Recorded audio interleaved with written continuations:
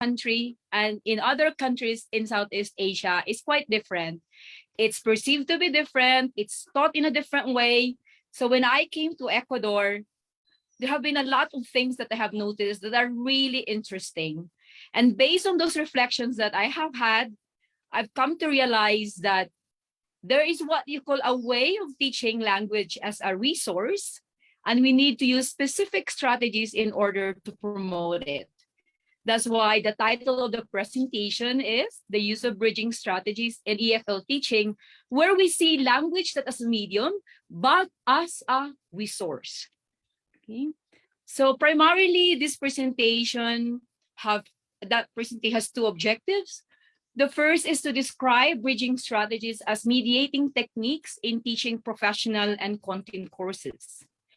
So here in Ecuador, we have the Pedagogía de los Idiomas Nacionales y Extranjeros, or the English Teaching Undergraduate Degree Program. And in this kind of program, we are forming future not just student teachers, but we're forming teachers who will be English teachers someday, who will teach English as a foreign language.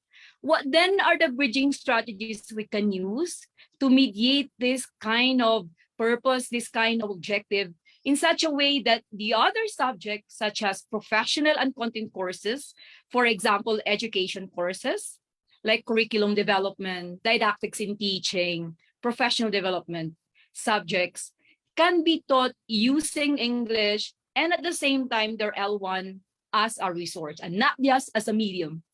And then the second is to analyze the potential and value of scaffolds and support activities in promoting the use of English and the L1 as a resource in learning content and improving English proficiency. So the first is, when I came in Ecuador in 2010, and then I stayed for 2 years in Quito. Then my family and I moved to England for some years, stayed there for some years, and I returned to Ecuador in 2016. And the first thing that I've noticed when I came here, when I returned to the country, is that here, if you're an English teacher, proficiency is really something you have to prove. Like a lot of people, I've heard a lot of my Ecuadorian friends, oh, how's your proficiency? Do you have B2? Do you have C1? It's that byword, it's that buzz that I often hear, which I didn't really feel in my country because English is our official language. It's the medium instruction from preschool education up to the PhD level or the graduate school. So we didn't really have that kind of problem. And if you go to other Asian countries like Malaysia, Singapore, English is actually the official language and not just a medium instruction, but it's used in everyday life. So when I came here and people keep on asking me about that, as well as my Ecuadorian friends, I realized that indeed it is like a litmus test here, that your proficiency is your stepping stone to what we call acceptance, and at the same time, the test that you can deliver, you can teach because you have the proficiency. Now, that was something in my mind that really bugged me, and I realized that what if we see language differently?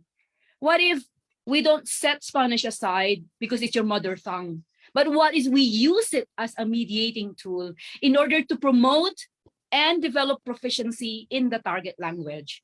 That's when I see that there is something like an interaction between these two languages. I'm not saying you have to translate, and that's the only approach you have to use because that's what is common. That's what happens in school sometimes. But then no, it is another way of looking at it.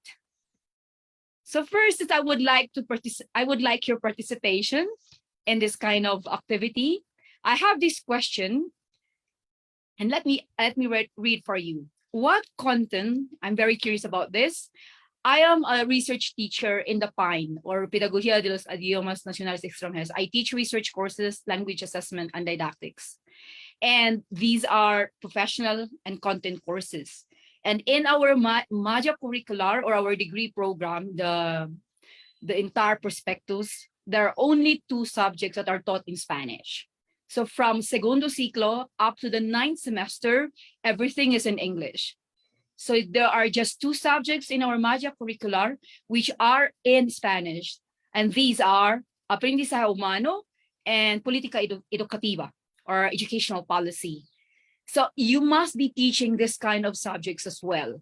Not directly the English proficiency subjects, but content and professional courses that help as well in the formation of our chicos. Now, please, could you please answer this question? On cortito, yeah, it's just a moment or 1 minute. What content and or professional courses in the English teaching degree program do you teach?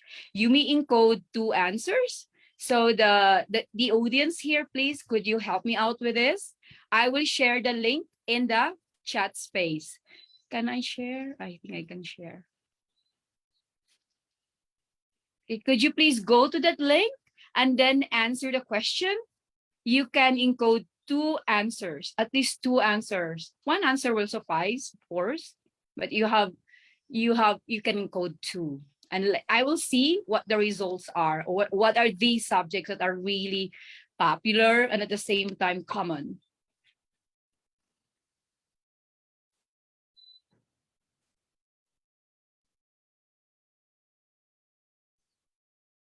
All right, I guess everybody has the access to the link, yes, to the meeting link. Thank you so much for that feedback. Sometimes when you are sharing, you don't see everything. Thank you for that. Mm-hmm. So I just hope that my internet connectivity is fast enough to capture this. So let us see the results. Can you see the answers, Professor? Yes. Can you see the results, Professor? Yes. Yeah, I'm loading it now. So I hope it's okay. Cool. Okay. No, I can't really see it right now. But if it's difficult or it's too slow, then could you please key in the chat space what you teach, so I have an idea?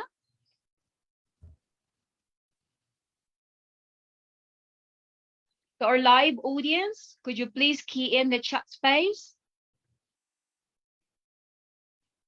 Okay, there we have the answers. Can you see? Can you see now the answers? Not yet. Not yet, Hazel. Okay. Okay, let me stop sharing, and I will. Sometimes I have to do that.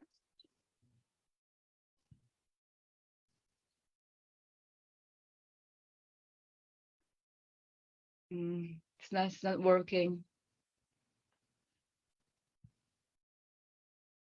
We should wait a minute, I guess.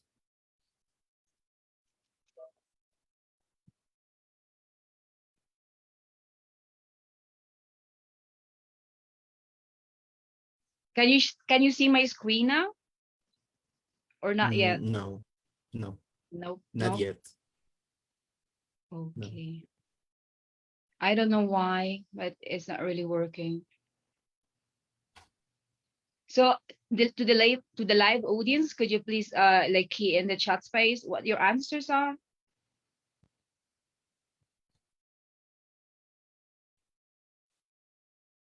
Yes, now we can see your presentation. See? Yeah, yes. No, I cannot see anymore here.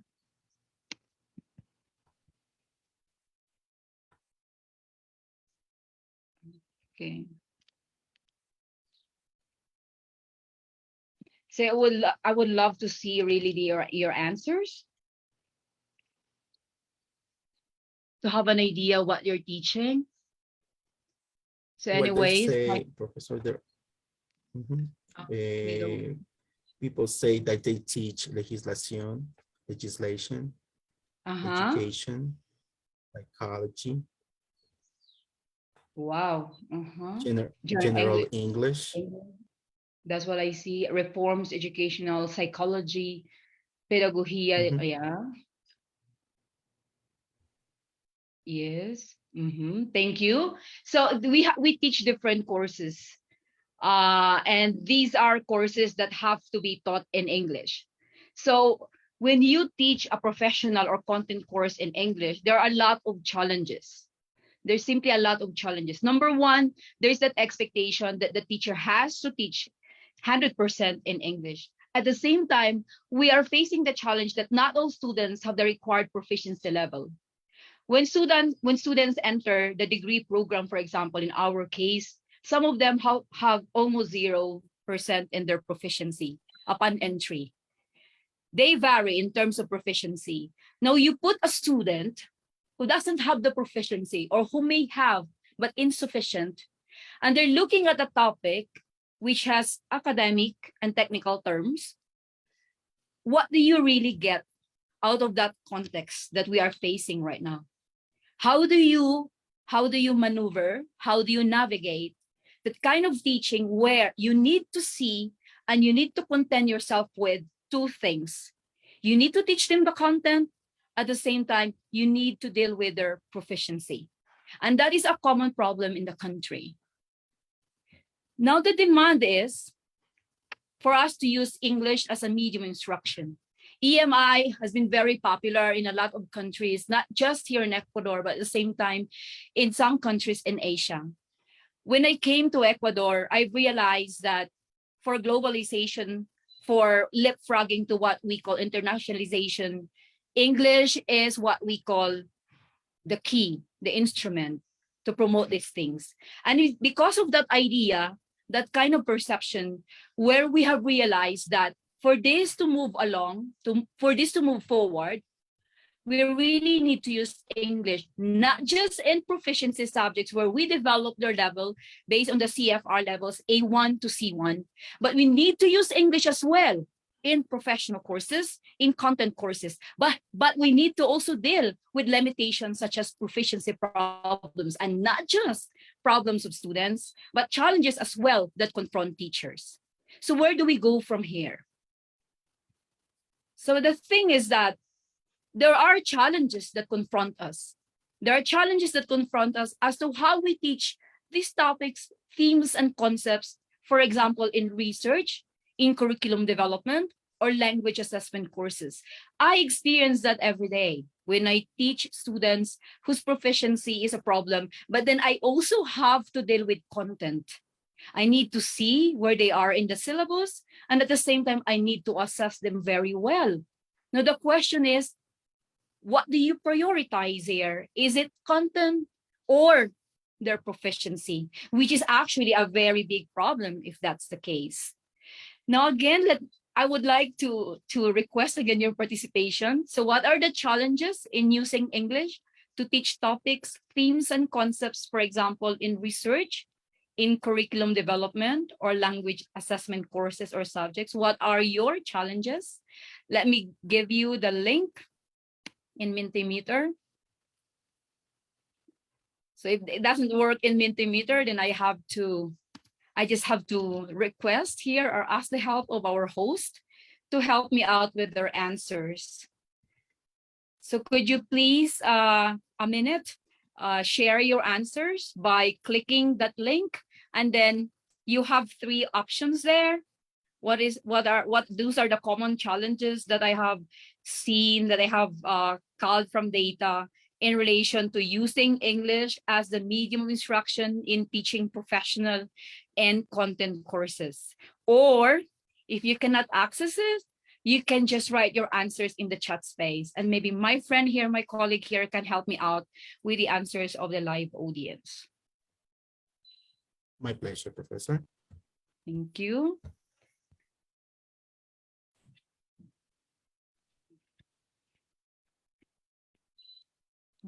Okay, let me see. It seems working now.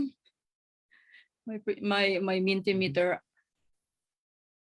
Can you still see my screen when I Yes, switch? Professor. Thank you. Yes. So yes, please, yes, we can see. thank you. I would like to feel the pulse here of the audience, and if I'm clueless, it's not that easy to see where they are. But if you can't, again, it's taking time. So let me see.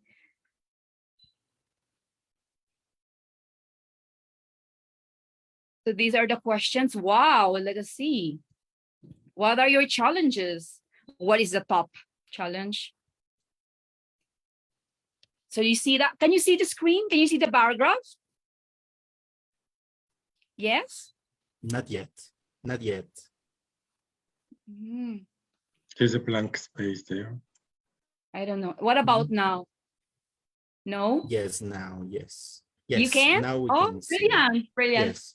So what is the main challenge you face when you teach professional and content subjects in English? 52% says students experience difficulty in understanding the concepts. That's what I'm saying. Because sometimes we use academic terms, especially in research, and there are also technical terms that we have to deal with, which are specific to the course or content you're teaching. And then teachers feel unprepared. There is a very valid feeling, colleagues, to use English 100% in teaching technical and academic terms in English. And the other is 30% of the participants, for them, assessment is tough as students' failure may be due to English and not the content. So what do we prioritize here? Or better, what do we privilege here? So these are the three top challenges that teachers face when they teach English as a medium in content and professional courses. Maria Jose says, and I quote, students don't have the English level to understand technical concepts. So this is really a tug of war for me, being a teacher of this kind of courses. So let me continue with my presentation.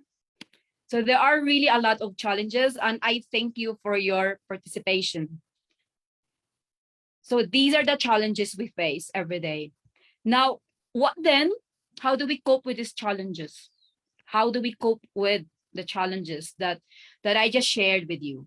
Like, how do I cope, for example, in my case? Now, one thing is we can share best practices. So think of a best practice that you have been doing in dealing with these challenges. You can share in the chat space your answers. My colleague, can you help me if they have written something in the chat space? What are Where your they say best don't practices, understand. colleague? Let us learn from each other. What are the best practices you believe help you cope with those challenges? Maybe 30 seconds. Oh, no answers yet. Not answers. I will not anymore use Mentimeter. Visual aids, awesome. Any other answer? Any other? So visual, the use of pictures. They can associate the picture with the term. Thank you, Maria Jose. Diana Paredes said, understanding by context. Muy bien. El contexto es muy importante, ¿no es cierto? So context is very important because it shapes the situations that we are in, the experiences we have, shape our teaching. And if we use the context of students, familiar topics, for example, authentic material that link the two, then we're able to see that indeed we can do it. The others learn to infer, very good, using realia or concrete objects. Central student learning environment, so not really teacher-centered, and then real material. Let's see. Thank you for your participation. So one thing is Espanol as a resource. In my case, I speak 4 languages. In the Philippines, we have 88 dialects, and 5 of these dialects I speak, just 5 out of 88. If you go to the far north, they speak a different dialect, and that is the dialect I don't know. I don't speak that dialect. I can't really understand them. And the only binding element in my country is the use of English in everything. Of course, we speak the dialect. We speak different dialects, and a lot of them. But then there are certain dialects I am not really familiar with, and at the same time, I have trouble understanding it. So through English, we understand each other.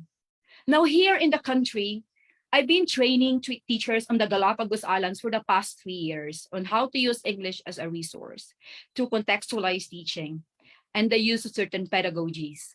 At the same time here, when I observe classes, because I'm also a student supervisor in teaching practice or practicum, when we see teachers teach in Spanish, for example, vamos a aprender la gramática de los verbos, por ejemplo, they teach it's an English class, but they use Espanol as the medium, but they don't stop there.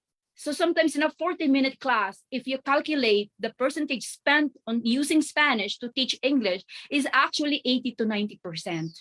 So you ask yourself, does that affect students' learning? Definitely yes, because exposure to language user is primal here. Then a lot of people also say, no, no, no. It's a big no to use Spanish in teaching a foreign language like English, because you are not giving them that situation where they are forced to learn a new code. And in this case, it's English. So there are a lot of confusions about this, a lot of controversies, which I accept really, really are legitimate and valid. But then what if we use our mother tongue as a resource to use and to understand the target language? Look, my Spanish is not really good. I mean, I don't have the time to understand and learn it in a formal way. How do I learn Spanish? The good thing is that I am immersed in a Spanish-speaking country where every day when I get out of my house, all I hear is Spanish, people talking in Spanish. So I imitate, I imbibe it, I absorb it. But do I speak well structurally? No, not really. Do I pronounce well? I have problems with the letter R.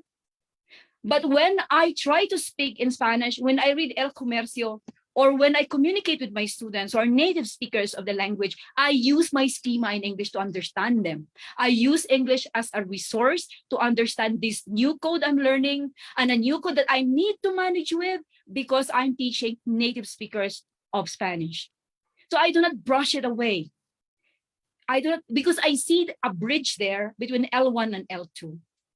And that is where Spanish comes in, and not in translation solamente, but as a resource to help students understand concepts that are abstract, like in research, like in curriculum dev, or pedagogical models where you talk about philosophies.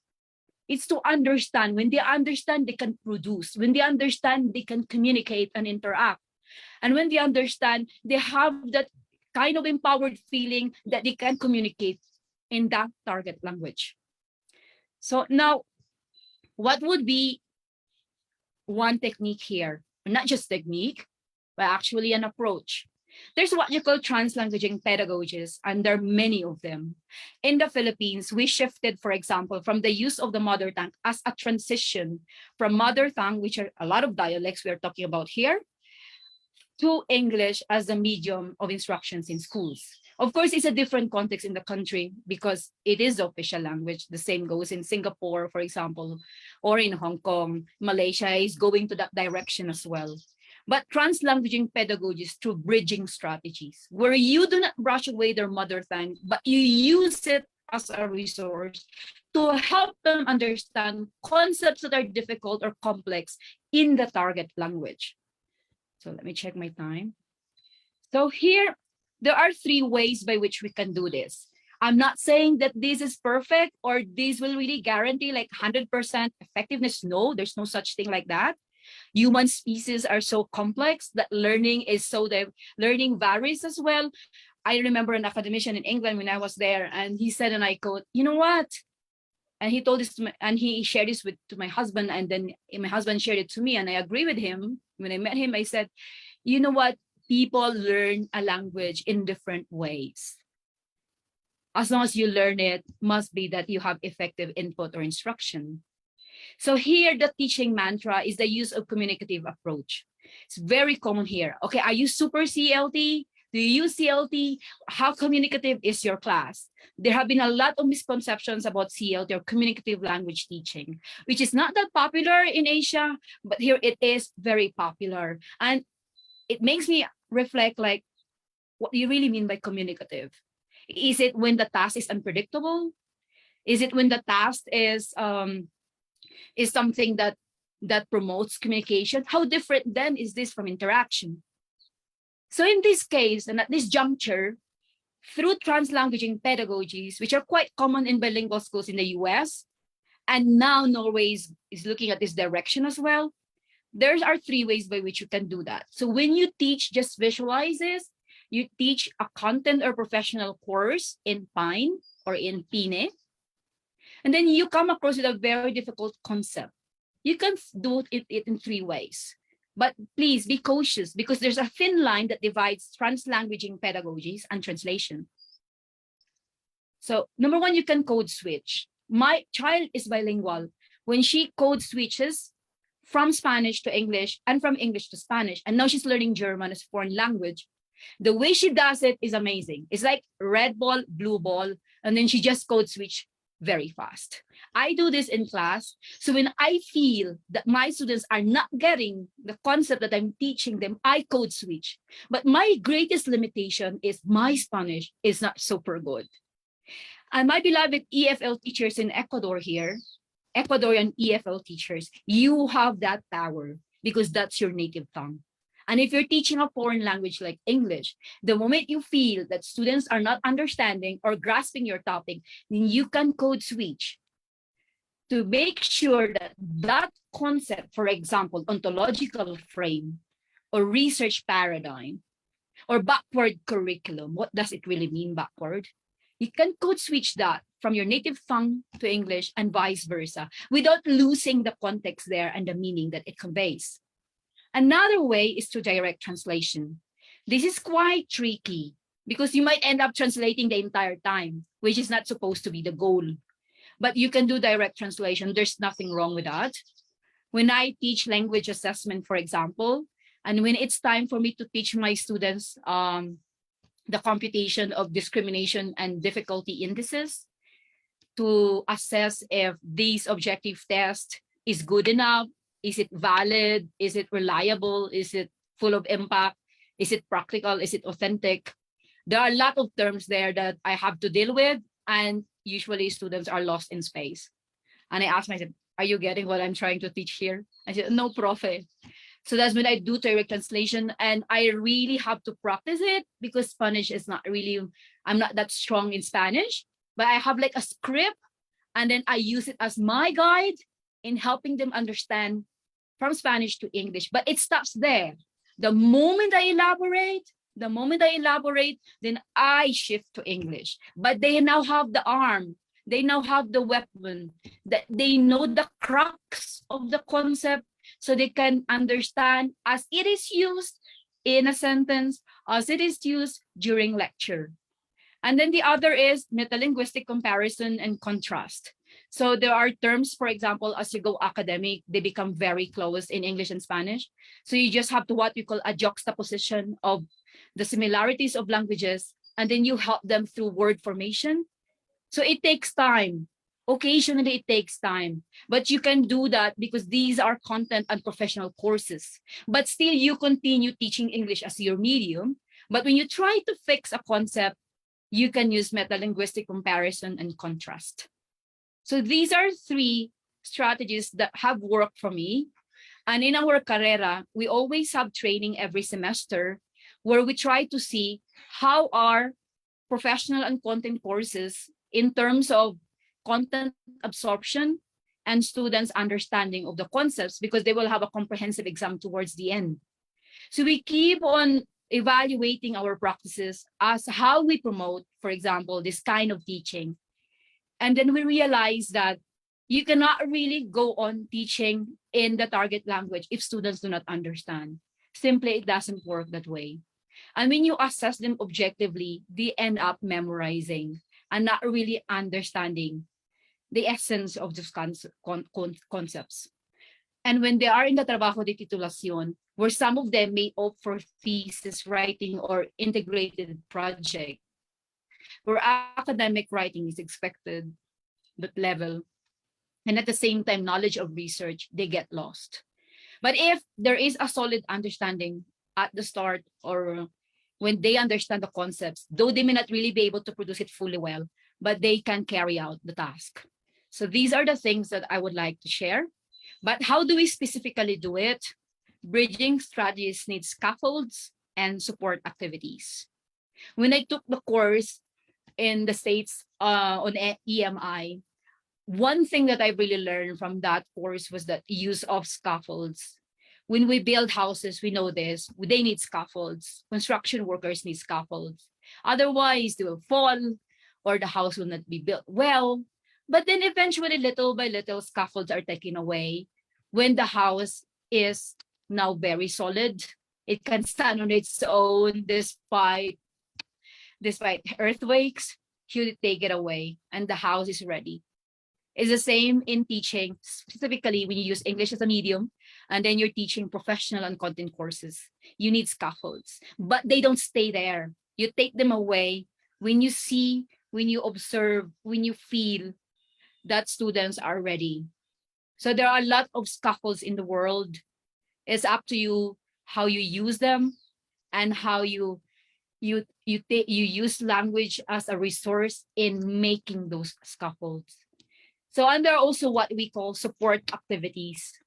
These are activities that promote students autonomous skills, and at the same time help them track their progress. So what specifically are these scaffolds and support activities that we have been using in the program here, and I have seen to be very effective when I do teacher training?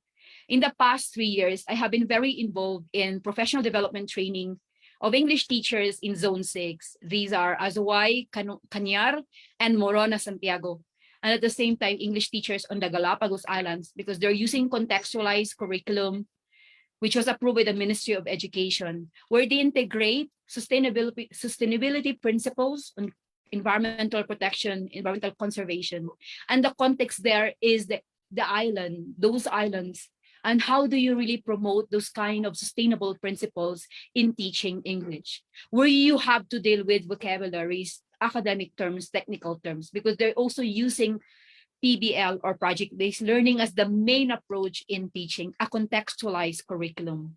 Now here in the Sierra, where we train English teachers periodically, we have realized that support activities are super important. Scaffolds are pivotal in promoting students' learning. So what are these specific things that I can share? So the first is, you need to develop a multilingual classroom. Of course, Spanish is the predominant, like the dominant language in this country, but I know some of my students speak Quechua, and it's a totally different language. That's what I was told before. Shuar.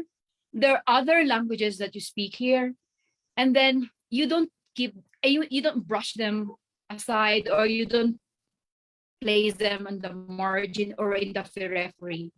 Rather, entertain the thought that it is possible to have a multilingual classroom, but it's different definitely with 100% translation. So like in my case, based on my experience, I have never learned Spanish the formal way, but how do I navigate this world I am in? I use my languages. I use what I know from my country, what I speak, what I know, to understand that new code that I have in my mind. I use it when I write in Spanish. It takes time. I always say, okay, what was the structure in English again? But I didn't shift. Oh, no, this is Spanish. Tengo que. I have to be very conscious of that. When I listen to a conference proceeding in Spanish for 1 hour, I need to linger to every word that the speaker utters or pronounces. And it can get so tiring for me after 15 minutes that I just say, okay, enough is enough. I can't anymore understand. I have to force myself that way. So I understand the feelings of my students who are native speakers of Spanish. I understand the feelings of Ecuadorian EFL teachers when they say that to me, because I experienced that when I listen to a magistral or conferencia in Spanish. But I use my English to understand things, vocabulary, especially the webbing of the different word categories, for example. I use it. And I always tell my students, you can use that. So that's the first. We need to entertain that thought. And then second is, we need to prepare students for in-class activities by flipping the lesson. I know it's quite famoso or familiar here. For example, the use of aula invertida. So what I do is, if I teach curriculum dev or pedagogical models where students are bombarded with super abstract concepts like constructivism, connectivism, and they have to learn this in English, I prepare in-class activity. I record myself through Screencast-O-Matic or any other video platform, and then I upload it in the virtual classroom with guide questions Or what I do in Ed Puzzle is that I pause it and then I have questions that students have to answer along the way. So they learn on their own pace. And then when we return to our synchronous session, which is because we're in virtual mode right now, hopefully we'll go back to face-to-face or in-person instruction, they just discuss the topics. So I know everybody's familiar with this. I do a lot of flipping activities where students are prepared when they come to my synchronous session. So what we do is that in breakout rooms, they talk about what they have seen, what they have watched, and then it is more issue oriented. And I am already like certain that they know the meaning of those words that are difficult to understand. So very important is you flip, like you call it in Spanish, the aula invertida, although it's actually misinterpreted in many ways. But it is actually not using the usual convention in teaching, but preparing students asynchronously to their virtual classrooms. And then when they return to synchronous sessions, they are ready to discuss. And then the third is prepare a vocabulary bank. This is awesome because a vocabulary bank helps students with a base. For you to produce the target language, like in this case, English, you need to have a very good vocabulary bank. But contextualized bank, not in isolated lists that is specific to your subject. So what we do is that first column is the Spanish terminology, the appropriate equivalent.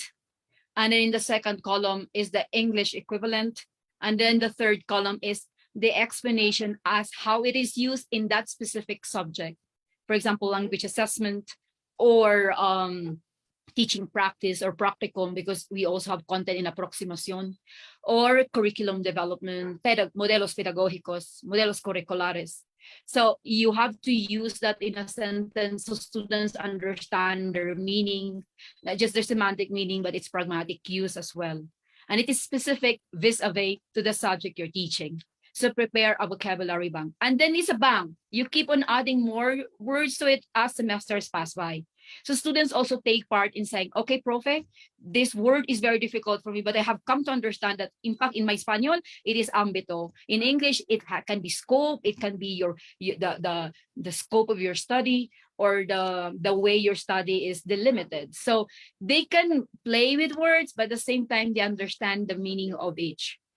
And then the fourth is use technology to facilitate students' understanding of difficult concepts. So for example, let me switch to, okay. Can you still see my screen?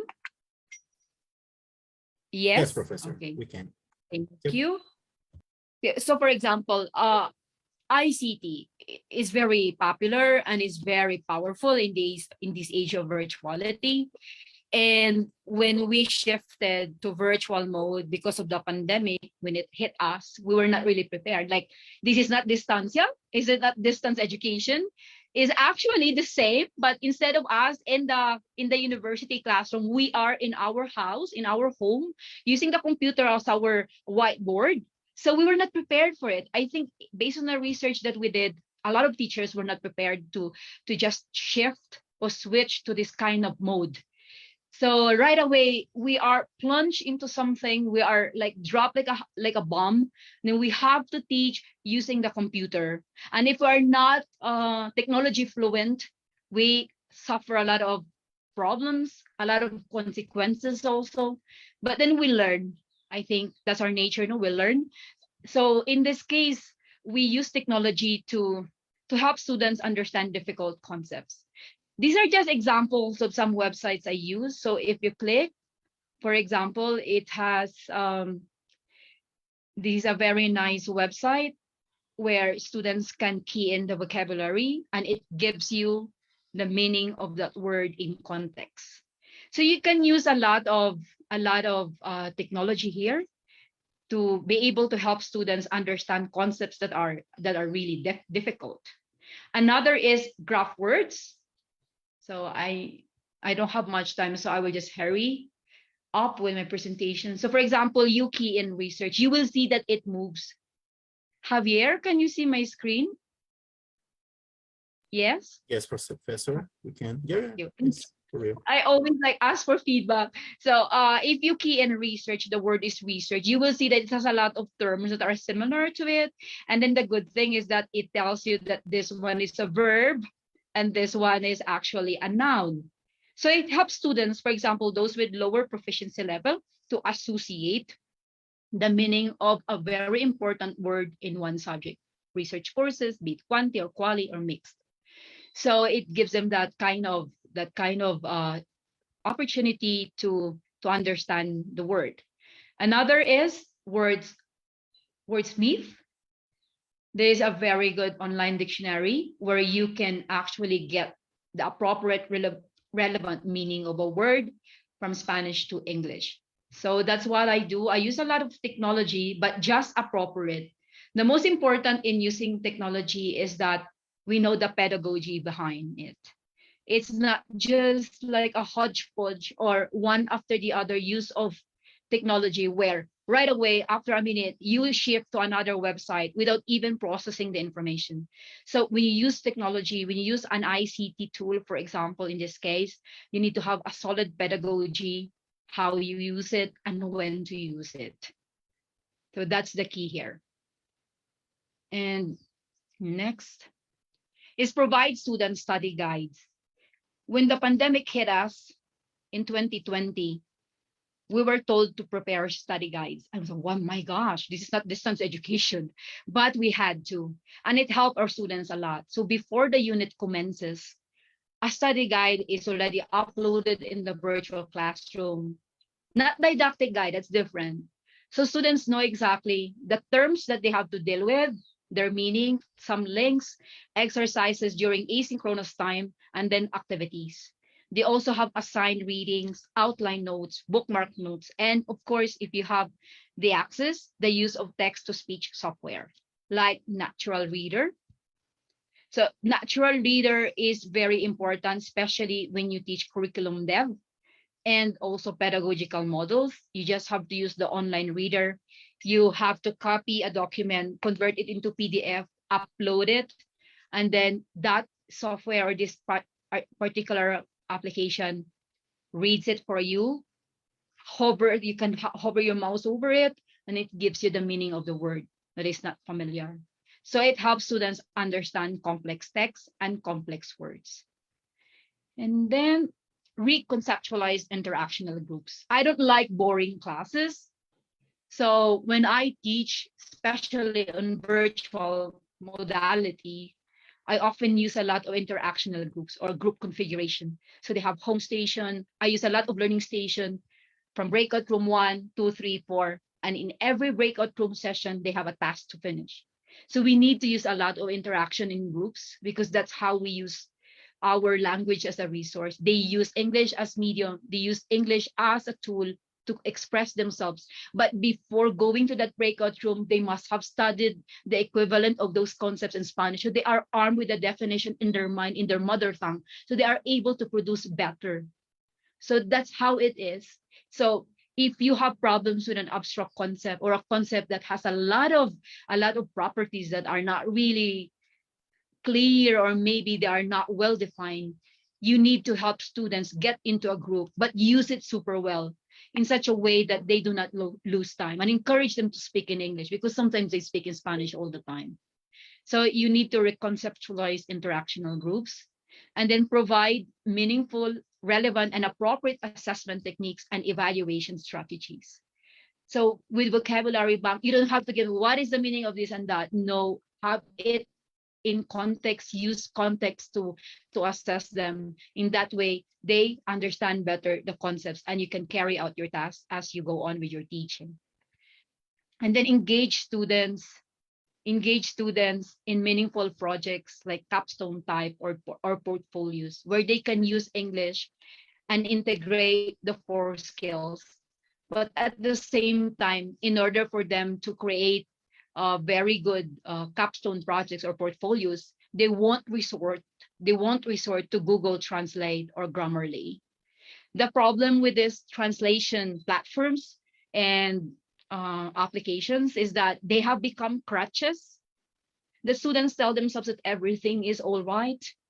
But the problem is to use Grammarly, you must have a very high linguistic competence and performance to understand why it's not active voice and why you should use a passive voice. And when Grammarly tells you that there are a lot of dangling modifiers there, and you're a student whose proficiency is not that advanced yet, or not that solid vis-a-vis to the level that you belong to, they would just resort to it blindly, not even understanding why that sentence is faulty or incorrect.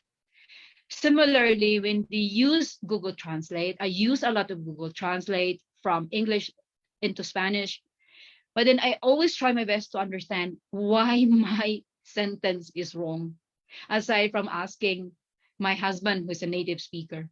So we have to teach students to use technology not as a crutch, but as a tool. And when they become dependent on it, they don't produce good portfolios. You will see that one student of mine literally copied the text from Google Translate, and he said there that he lives near because he translated Cuencas River and was like lost in translation.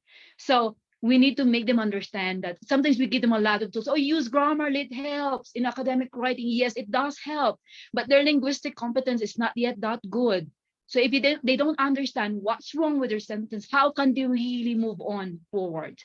So that's the problem sometimes with these apps and technology or platform that we call them. So we need to be very cautious about this, and we need to tell students when to use them and who needs to use them. So that's the number. So these are selected references. So in a nutshell, what I just shared is that there are many ways by which we can teach and use English as a resource, also incorporating their mother tongue as another resource to understand concepts, to understand words in professional and content courses that are loaded with ambiguous terms, terms that are constructs, terms that are operationalized depending on the context they're used. And we need to help our students, not just help, we need to facilitate so that they have the right skills to understand these things. And when they understand, even if they use their mother tongue, there's nothing wrong with that. Even if they code switch or they translate or they use metalinguistic comparison, even if they use their mother tongue, there's nothing wrong with that, because you see it as a resource. You use it as a tool to understand and to be able to develop your proficiency in the target language, and to be able to embrace and understand the new code they're learning, its own código nuevo, which is English. So that's what I have really realized, having lived in Ecuador for quite some time and listening to teachers when I train them, and always telling me that they really struggle with proficiency, that they really have problems, and they have the penchant to resort to Spanish purely for translation's sake. And that is based on research as well. We have done a lot of research on these things. And then I realized there must be a way by which we can capitalize on what they have to be able to not really just to master, but to be able to appreciate the learning of English as a foreign language through their content and professional subjects. So that ends my presentation. Thank you so much for your kind attention. Thank you very much, Professor. This was the master presentation by Dr. Hazel Acosta, PhD from the Philippines, with the topic, the bridging strategies in EFL teaching using language as a resource. Let's see, there are a couple of questions, Professor, but I am going to ask you one of them. Yes, is it advisable to code switch from English to Spanish to students L1 when giving instructions and explaining grammar? It's a very nice question.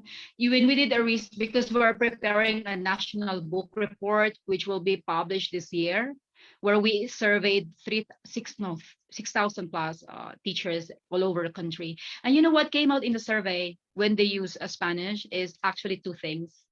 So that is more of translation, not just code switching. They used Spanish in giving instructions, and at the same time in teaching grammar.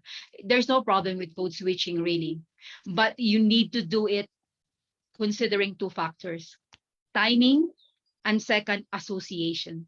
So when the moment you code switch, because there is a part of the structure that they don't understand, you need to use comparison and contrast so that they will be able to see, visually imagine that this is what it is in Spanish and this is what it is in English. But be super careful that they understand that there are certain things they need to consider before they can really see the fit. So there is what we call timing as a factor. And second is visual connectedness and visual representation of the two when you explain it. But you stop there. You continue teaching them in English. So that's when code switching helps. Code switching, even in the Philippines, is used as a transition approach from their mother tongue to English.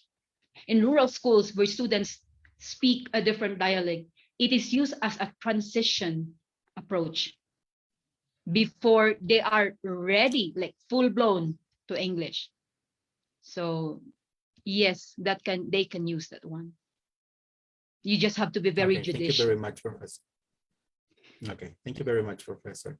Now we invite Dr. Marcelo Núñez, Subdean of the Facultad de Ciencias Humanas de Educación, to present the certificate to Dr. Acosta. Dr. Marcelo, le damos la bienvenida. Para compartir. Muchísimas gracias, Javier. Hazel Acosta.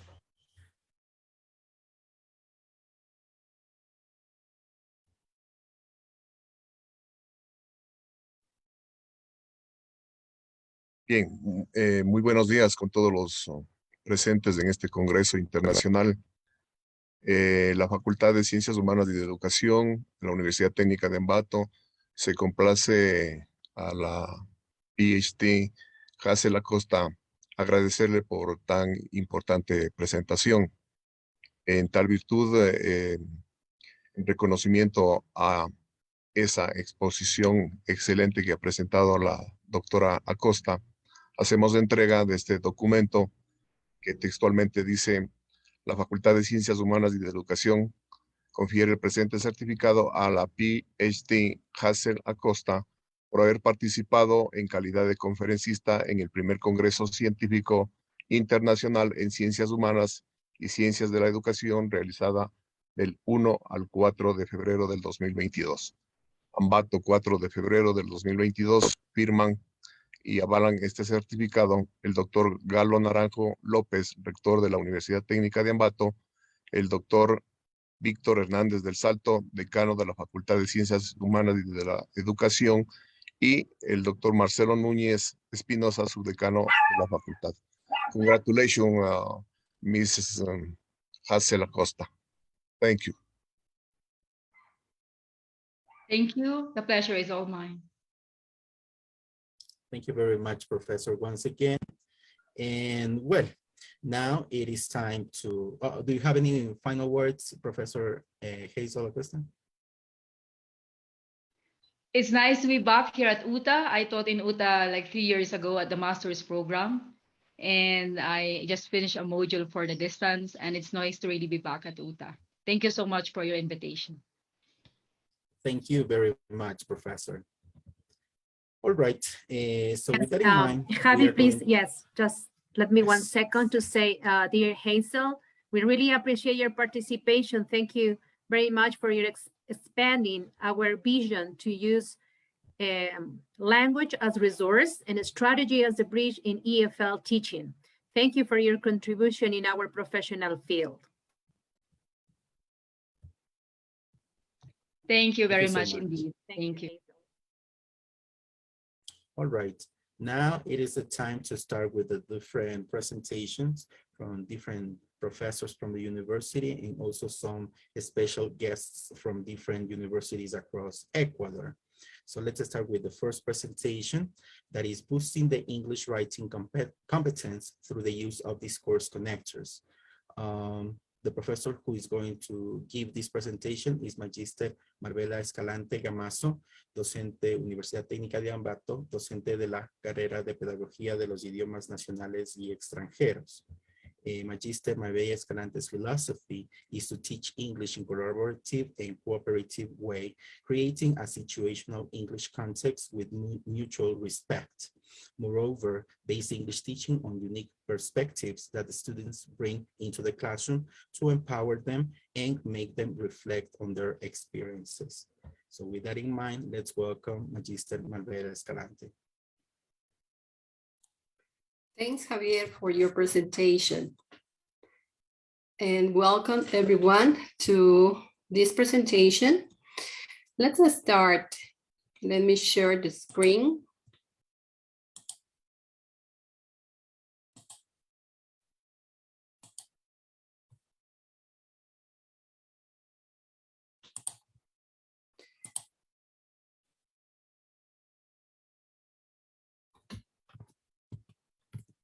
Okay. So how many of us struggle at the moment to write? Raise your hand, please.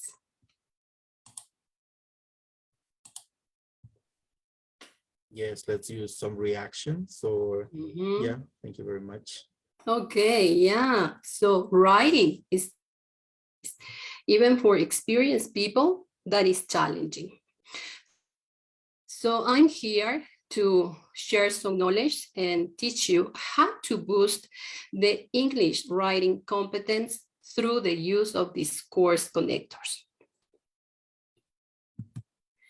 So the main content I want to share about my research work are problems in the field, the problems I have found in writing, as well as these course connectors, the I have set for the research work, theories that make clear the concepts that we need to have in mind. That was the alarm for the presentation. And the main concepts related to the research work, the methodology, the main ingredients, final thoughts and recommendations that I consider important to share with you. So let's start with problems in the field. According to my experience and what I have observed in my classes, students have internal as well as external writing problems. The internal ones are related mainly with language interference. And what is language interference? When students pretend to translate from Spanish to the target language, from language 1 to language 2. And most of the time they invent words. They don't use the appropriate adjectives, and they choose the wrong words at the moment to use vocabulary. External ones are related with lack of practice. Yes, students feel lazy to practice writing. Yeah, they don't have the motivation to write in English. Maybe because here they obligated to use the target language, right? And also another external fact that I have found is that teachers use inadequate feedback or wrong strategies at the moment to teach writing. Let me continue. So also the problems related with these course connectors, students don't know the position, the meaning, and the function of them.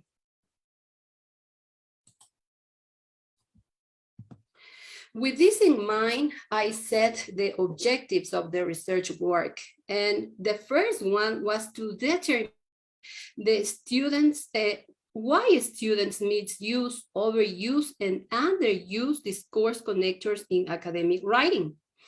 So also to investigate the reasons students have to misuse, overuse, and underuse them.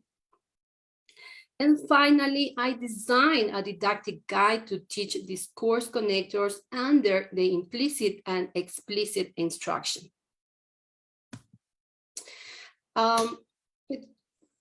Then I decided the theories that help me to understand concepts that I need to make clear in order to help students to understand this at the moment to teach them. So some of them were she mentioned that these course connectors provide fluency to our test, right? That is related with Then we have Fraser. Fraser says that connectors not only provide fluency, but they also join a sentence, phrases, and paragraphs together, right? Holiday added that at the moment to use these course connectors, we need to have clear our intention in terms of communication. So it means we need to choose the correct discourse connector to express our intentions in terms of communication. Some other main concepts that I needed to investigate in this research was, what is writing? What is it about? What it implies, right? And I found out that mainly we can say that a person is writing competence when this one can manage mechanisms, writing mechanisms, linguistic ones and communicative ones, right? So the mechanism ones is related with the spelling, vocabulary, punctuation, capitalization. Linguistics with syntax, semantics, and pragmatic. And the communicative ones, the writer needs to know who their audience is. The organization of ideas, and if those are in the correct order. Important to know about writing strategies, right? That is very important at the moment to write. And we need to know the writing process, how to construct a paragraph. And in writing strategies, I recommended to use brainstorming, free writing, peer assessment among the most important. In writing process, we know we have, first we have the pre-writing, we have the drafting, we have the editing, and finally we have and if we have the chance to make it public, it's welcome. And also it was interesting to discover that coherence and cohesion is very important at the moment to write, right? So coherence is related with providing sense to our sentences. Yeah, when we join sentence logically, we say, oh, that's coherence. And that's cohesion, by the way. And coherence is related with fluency, right? When sentence or ideas flow logically and naturally. Discourse connectors are very important at the moment to make our writing attractive, right? So we have mentioned that discourse connectors help us to join sentences, phrases, and paragraphs together, right?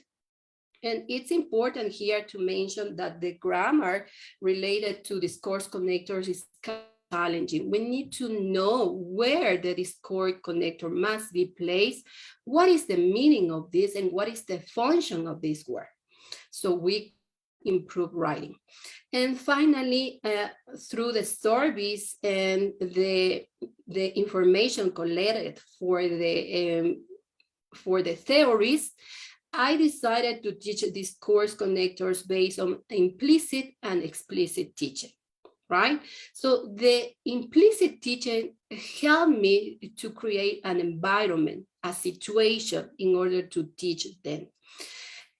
Students in this kind of instructions, they need to deduce the meaning, they need to reflect the position of discourse connectors. And explicit, because some discourse connectors are kind of difficult to figure out. So I need to give them the meaning of the discourse connector. So after that, and having that in mind, this problem, I would like to share with you the methodology I use with this research. And I make use of a mixed approach, right? Because I wanted to observe, yes, I wanted to observe, to analyze why students misuse, underuse, and overuse discourse connectors. And I have the chance to do it, the qualitative approach. Yes, remember that this one led me to observe things. And quantitative because I use the data, I use the statistics to analyze the data, right? Through the rubric. To decide on strategies, to decide course connectors, misuse, underuse, and overuse, I designed a survey that was validated by some specialists in the career, and then it was applied to students as well as teachers. The population where the research study was applied were the students of third semester of Carrera de Pedagogía de los Idiomas Nacionales y Extranjeros here in our institution, Universidad Técnica de Ambato. And I designed experimental yes, because I wanted to apply the strategies that I have researched in order to help students to improve their writing, yes? So I first conducted a pre-test in order to know their writing levels, yes? And in terms also to know what are the discourse connectors they have problems with. After that, and with the help of a didactic guide created based on the survey, I applied some treatments. Yes, treatments. I taught sentence structure. I also taught the writing process and course connectors, the correct use of these course connectors, right? And finally, I conducted a pre-test, a post-test. I have the chance to compare their improvement. Okay, so what were the main ingredients in this didactic guide? Yes, so as I mentioned, it was something innovative using topics from our culture, right? And it also have strategies in order to teach these course connectors, such as consciousness raising, an emphasis on form, focus on the environment, open-ended practice, and providing an open topic. Yes, all of them help me to make my work easier, yeah, and obviously teaching, learning in a better way. Also, I use matching exercises, filling gaps, writing paragraphs and essays according to the different genre that we have in writing. To provide practices in this kind of topic, I some activities and quizzes in Nearpod and Write and Improve. That was very, very helpful and motivated students to practice. Let's continue with the results, right? As you can see here, we have a figure where we can notice which discourse connectors were overused, underused, and misused. For instance, students overuse and because, right? Most of them, and they misuse and also because, right? And they underuse, most of the students underuse, or so therefore consequently as a result, however, and whereas. Remember that it was applied to the and those are the discourse connectors that the students need to manage at this level, because we have a bunch of that. Treatment, a post-test was applied in order to now know how students have made progress. And we can see, for example, in the post-test, now students use correct punctuation and spelling, right? Because they, in the pre-test, there were a lot of misspelled words, and they never use punctuation with these course markers. Choose the correct one, and that is related with vocabulary. They know the place of the discourse marker, right? And the content is logically organized because we have write and the writing process. So it was very, very helpful for them. So the final thoughts is that I have noticed, I have observed that discourse connectors help to join ideas, right? They help to flow ideas and they help to make our writing more academic, right? Students, as I mentioned, students overuse, underuse, and misuse some discourse as explained in the figure before. And it's important to mention why students misuse discourse connectors, right? Most of them misuse because they don't know or they are not sure about their punctuation. They don't know their function and they don't know the syntax of this, the position of this within a sentence.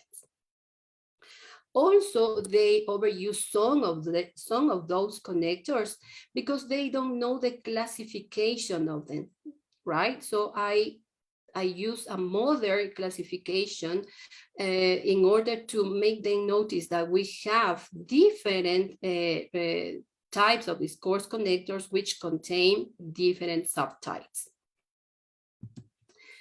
So I recommended teachers and students to take advantage of the opportunities to practice discourse connectors.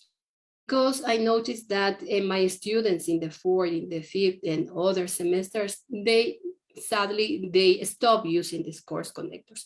So we need to persuade them to continue using them. Yes, I remember that I applied this research work in the module of writing. So students make their best effort in order to teach them.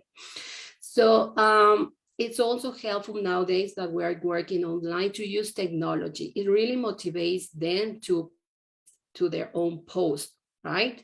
And finally, it's important to provide an appropriate feedback. Teachers need to provide an appropriate feedback, making the students, that feedback will permit students to know what are their mistakes, what they need to improve on their writings. So it's important, and I would like to share with you some information related with the use of discourse connectors if I have time, right? So we can see that but is used to join sentences, right? Similar sentences. When you are joining but with an dependent clause, look at this, we omit the comma. But when we are joining two dependent sentences, we use and a comma before, right? Let me know if I have more time, Javier, so I can continue. We're about to finish, dear Marbella. Okay, thanks. So there's a question. Yeah, there's a question if you want to. No, I just wanted to finish with that. I think it's important for students to remind how to use discourse connectors. So here we have the same case, no? When we join two independent clauses, we use a comma before, because we don't use a comma when we join two independent clauses. But remember, when we use because at the beginning, we have to use a comma at the end of the independent clause, as you can see here, the example. Then we teach how to use as a result, consequently, and before. Look at this. So we use before a period and after a comma. And we can use and as a result, and we just use comma before. Look at consequently, period, and capitalization. And when you want to use comma and you don't capitalize. Therefore happens the same. Yes, therefore. And finally, I taught about however and whereas. Look at this. However is used in the middle of the sentence most of the time with a period before and a comma after it, and whereas with a small letter and a comma. And then we have the reference. I don't know if I got a time in order to share the didactic guide. Well, we don't have enough time, dear Marbella. Okay, yeah, So, but just let me, I will use 1 minute because I want to show how the didactic guide was produced.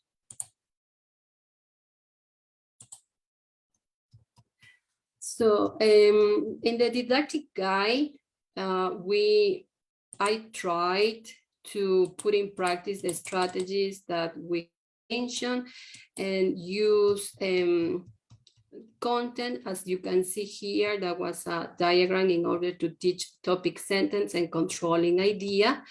And I like especially this unit where, because I like Shakespeare, yes, most of the time they have a content, they discuss ideas, then they read, then they practice, and then we have information about the course connectors, they continue practice, and finally, they have free writing topics to write about. Okay, that's it. Thanks, Javier, for letting me show this. Thank you very much for your presentation, dear Marbella. So this was the presentation boosting the English writing competence through the use of these course connectors. Very much. So let's clap Marbella here, yes, virtually with, yes, in the chat. Yes, so there are no reactions. We can show here, yes, but we can see the chat. All right, so let's move on to the next presentation. And we have the presentation, Enhancing the English Speaking Skill Through a CRIF, a Preliminary Study, done by Magister Gabriela Caiza, mejor egresada de la carrera de Maestría y carrera de Idiomas y de Pedagogía de los Idiomas Nacionales y Extranjeros. Magister Gabriela Caiza is an English teacher with over 6 years of experience in teaching English as a foreign language. She has gotten a master's degree in Pedagogía de los Idiomas Nacionales y Extranjeros at la Universidad Técnica de Ambato. Her professional experience stems from years of working with adults, young adults, teenagers, and children from different parts of the world. Nowadays, she is working remotely with the U.S. Embassy, along with the EIL Ecuador, implementing the program Ecuador Habla Inglés, where she is a teacher facilitator of other English teachers who want to get the English B2 level. Her philosophy about teaching is that the language can be picked up through experience, trial, and error. So with that in mind, let's welcome Magister Gabriela Caiza. All right, thank you so much. So let me share my screen. Give me some seconds, please.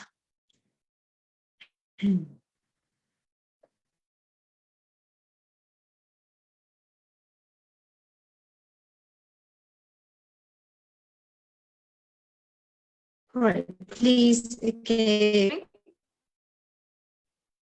We can see, yeah. Can you see my screen? Yes, yes, we can see. Yes, we can see. So I want to start with this quotation. Complexity, simplicity,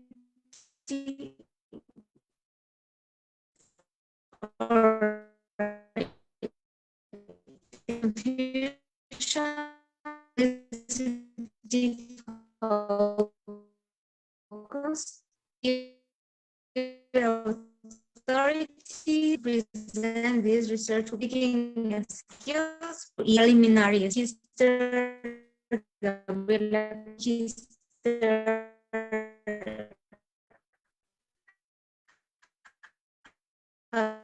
I guess we are facing some technological issues. Yes, Gabby.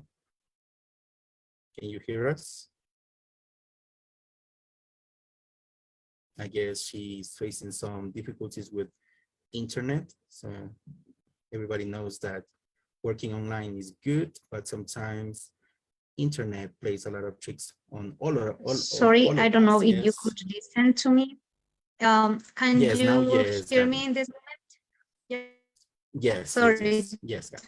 Go on. Don't worry. All right, so as I was telling you that during notice the following problem. There's only 5% of the English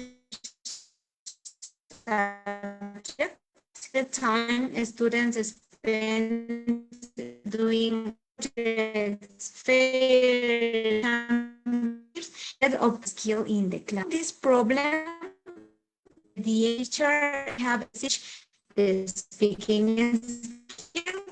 So the research realizes the Still, we are facing problems with the connection. We cannot hear you very well, Gabby.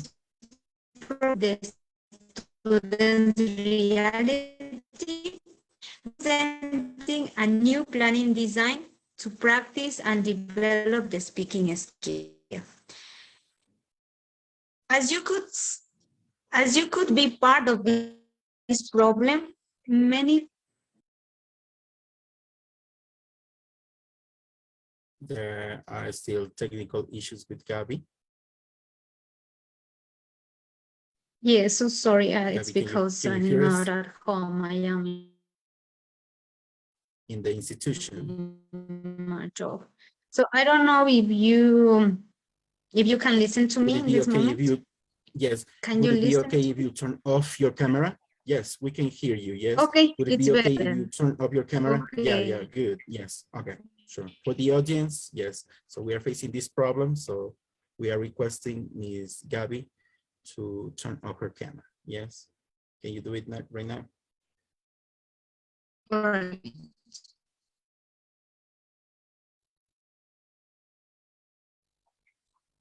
All right, so yeah, okay, as I was telling you before, teachers face that we don't have sometimes the time to practice the speaking skill in the classroom, no?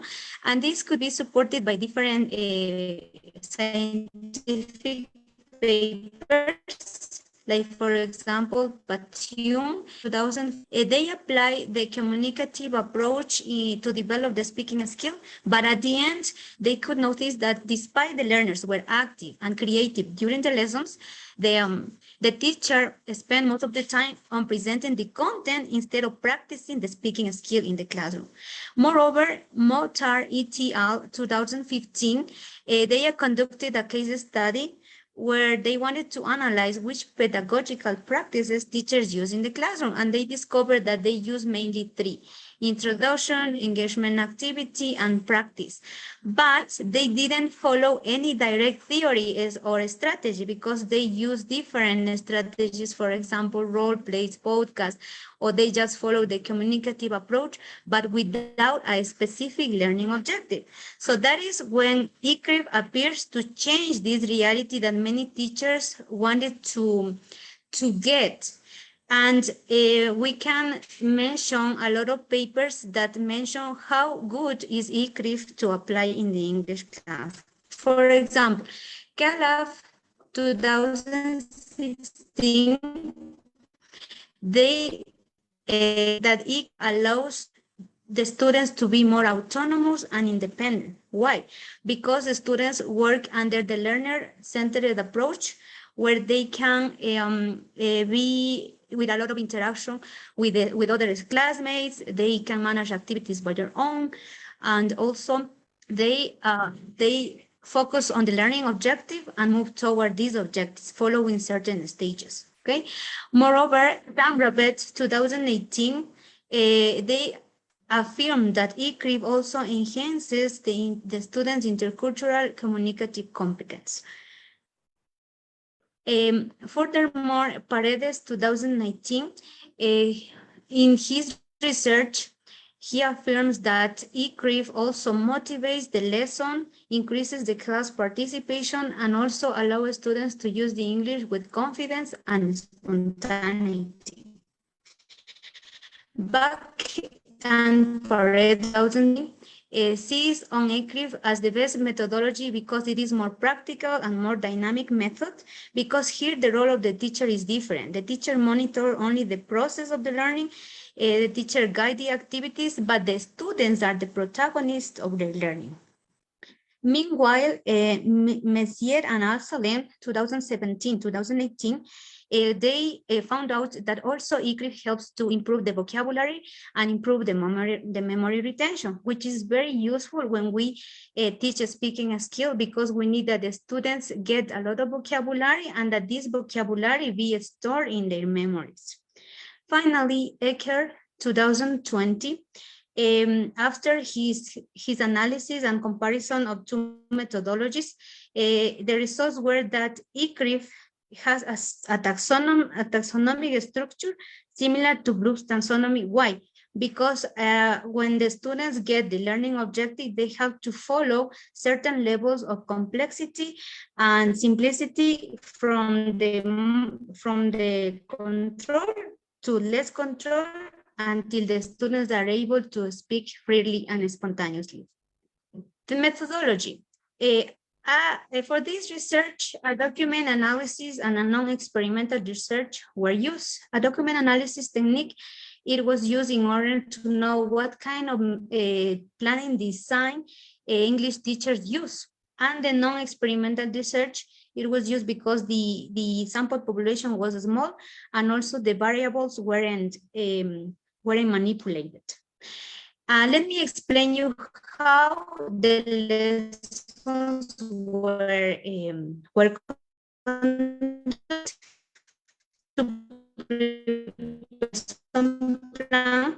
The researchers designed this. No, it is a triangle that follows testing, clarify, analyze, and fluently use. Preparing the lesson, it is important to set up the objectives, move toward them. For example, in the stage, a lot of input in which the student could see and call the attention of the target language. For example, for this research, they were using YouTube videos and pictures. Yeah. In the clarify stage, the students could notice the target language. And for this research, there were used matching activities and comparing meaning activities. Then the lesson had to move to the remember stage, in which the students remember the vocabulary through group work and through funny activities in which they could start interacting with the target language. After that, the teacher had to plan activities in which they internalize the language. I mean that the students start practicing and using the target language with the help of some clues. For example, information gap activities or communicative games. And at the stage, students in activities where they could use the target language freely and spontaneously, doing, for example, simulations or discussions. So all the lessons followed this framework in order to achieve the learning objective. What were the population? There were 32 students and one English teacher from Unidad Educativa Los Andes, which is in Píllaro, located in Píllaro. Okay. The data collection. In order to collect the information, the researchers followed these steps. At the beginning, the information was collected in face-to-face because we didn't know about the pandemic situation. So the researchers conduct people different as you could. And after that, because of the pandemic, they had to be changed. So the researchers applied a pre-test by using the Zoom app. And also this test consisted in two parts. In the first part, the students just interacted with the teacher and answered some basic questions. And on the second part, the students interacted with peers. And they used some question prompts in order to make them interact, as you could see here. After that, the researcher conducted applied 8 consecutive lesson plans under the ICRIF methodology. And at the end, the students receive a post-test similar to the pre-test with the same questions and divided in 2 parts.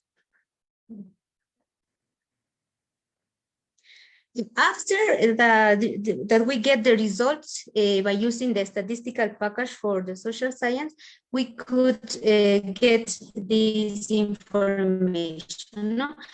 As you could see in the pre-test, that the students got were 4.5. Meanwhile, in the post-test, students got a median of 6 points. This means that the majority of the students got a higher grade after the post-test. And to verify this, the significant differences between the pre-test and the post-test, It was used the Shapiro-Wilk test, in which, as you could see here, the values are greater than 0.05, which means that the information was normal, the data was normal, okay?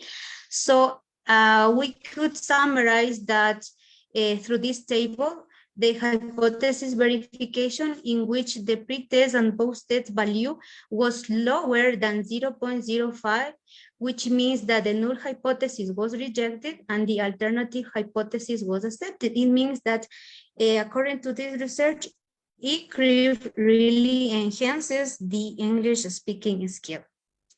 To conclude, the researchers came up to 3 conclusions. First, that the students' English speaking proficiency level was low according to the pre-test, and this is corroborated by the table that I show you here. They got just a median of 4.5, which is very, very low for the students. Second, the English teacher under study doesn't use any type of planning design, and this information was corroborated with the document analysis, in which the researchers analyzed that almost the majority of teachers only use alternative teaching media like podcasts or role plays or just the communicative approach, but without following a learning objective. Yeah, and finally, the activities based on the ECRIF depend on the stage that teachers are working on. And this is very important for the teachers to plan carefully which activity to choose in order to achieve the objective of making speak the students. To sum it up, this presentation, I want to tell you that ECRIF is really a new planning design that can change the perspective of many teachers that have about teaching English, because it does not only for the benefits that it gives, like the motivation that become more autonomous, but because it offers a scaffolding for the teachers and for the students to go step by step in order to achieve the learning objective. So that is my presentation about ECRIF, and I motivate you to explore more about this and apply into the classroom because it really works. Thank you so much. Thank you so much, Gabby. There's a question. Would you mind stop sharing, because there's a question for you and you can answer. So I hope you know, the technological issues are over now. Okay, it says, to what extent do you consider ECRIF? Let me see the question. It vanished. Okay, to what extent do you consider ECRIF to be effective to develop speaking skills, and could it be used with all levels?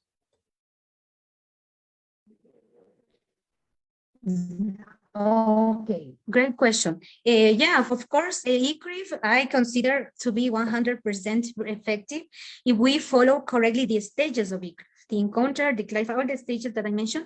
And of course, it could be used for all the levels. I applied with children, with young adults, with teenagers even, and the results are the same. The idea here is to use appropriately the stages of ECRIF, and to have in mind what objective you want your students get at the end of the class.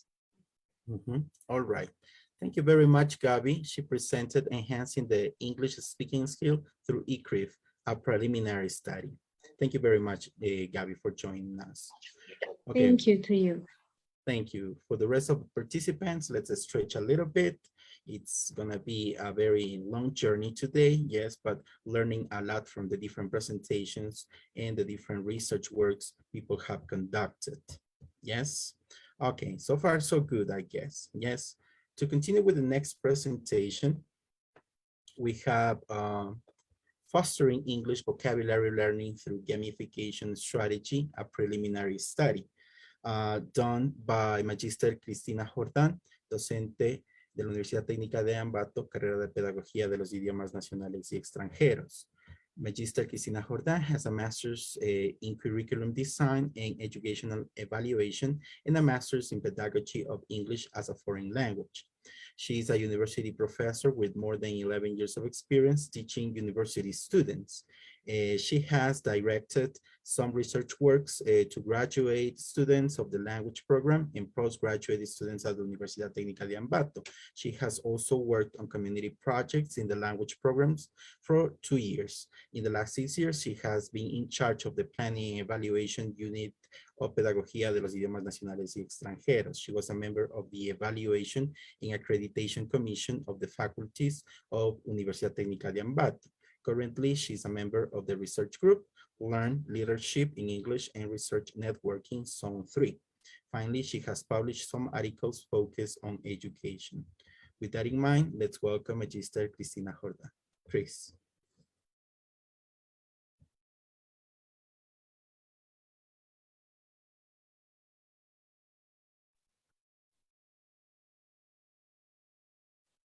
Chris, we can hear you. Yes, would you mind turning on your mic?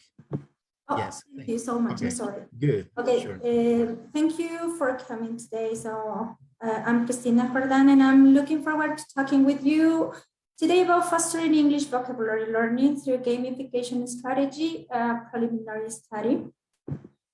The outline for today is introduction, then we have a background, methodology, and some conclusions about my research project.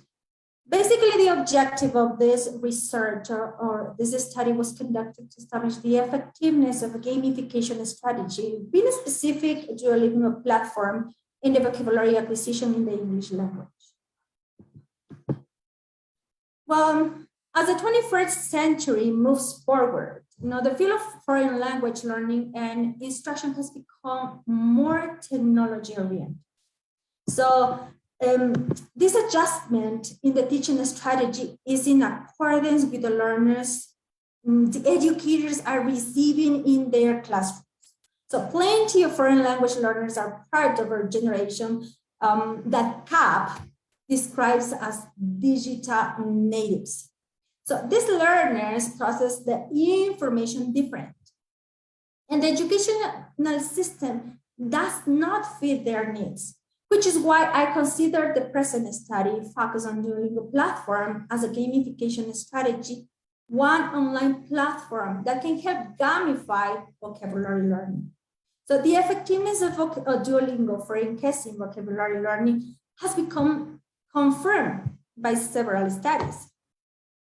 So this strategy is helping students learn vocabulary. English is considered one of the most important language communication worldwide. And fluent English is one of the major challenges that students face every day.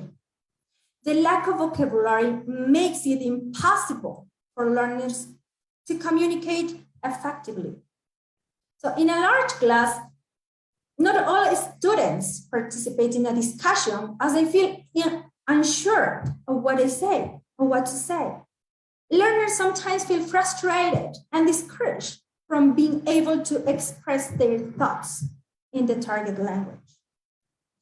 According to a study conducted by UTA, if a learner has not got sufficient vocabulary, no matter how well he grasps the grammar and how idiomatic his pronunciation and tone may sound, it is hard for him or her to communicate effectively and freely with others. Therefore, applying gamification strategy allows students to broaden their vocabulary for effective communication. Unfortunately, Ecuador is considered one of the Latin American countries with a very low level in the English language domain.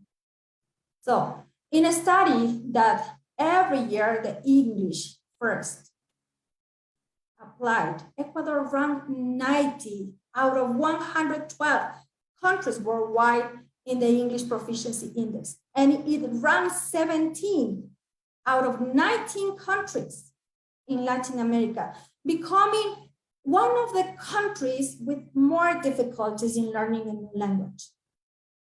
The limited knowledge of English language that the students have is due to the little importance that has been given to acquire more vocabulary.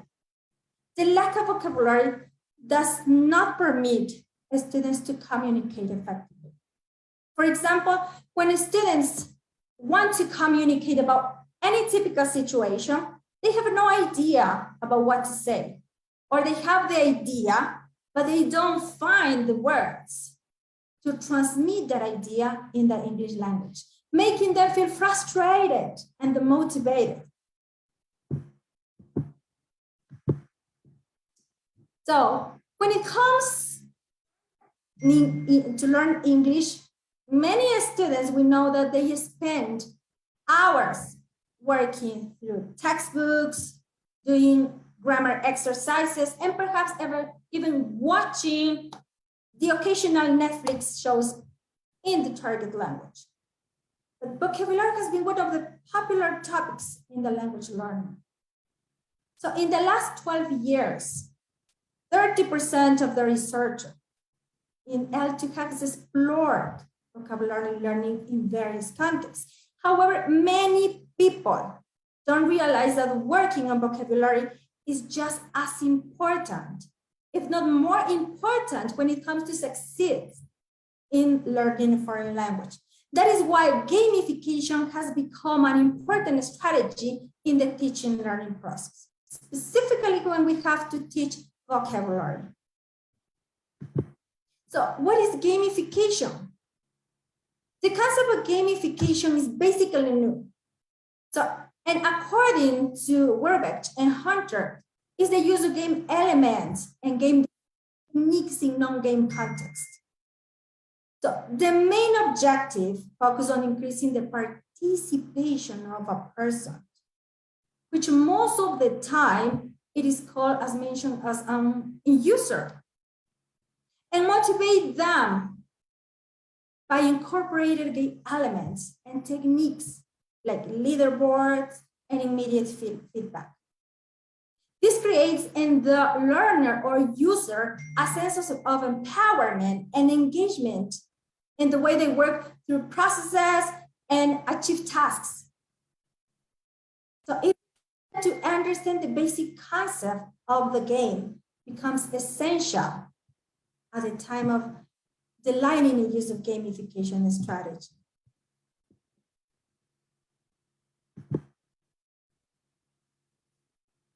So gamification strategy and Duolingo platform. So Duolingo was considered for this research, for this study, the tool within gamification strategy. So many researchers help this investigation. In this study, students learn a review vocabulary through 2 online games. They were Fleeing the Teacher and Jeopardy. The results show that the students preferred using technology to learn vocabulary, not only because it was more fun, but exciting, and also because it facilitated them to learn vocabulary, retain vocabulary. The objective for integrating gamification toward education is to unchain a more attractive and effective learning experience for students. Learners feel attracted toward having this type of experience. They are native, technological natives. So they love to be part of the learning, but in combination with technology. Learners need to be motivated, and one way to motivate them in the learning process is applying this type of a strategy, which is gamification, because gamification opens the door for learners to enhance its language experience.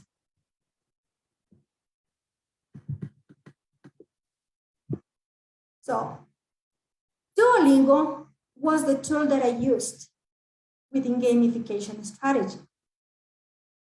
Duolingo successfully uses multiple gamification techniques to keep user engaged with levels, streaks, budgets, and leaderboards. This type of gamification strategy keep users craving progress. So this type of tool helps students develop vocabulary, especially when they are just starting learning the language. They feel motivated, they feel free to learn the language.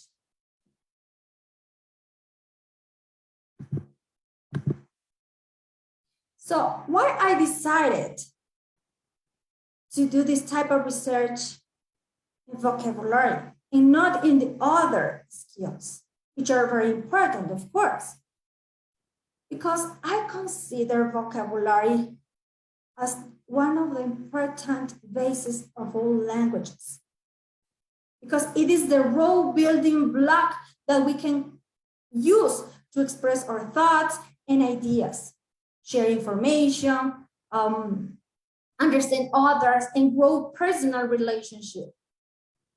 Even if we barely know a language and have zero grasp of grammar, we can still communicate. If we know words, we can communicate.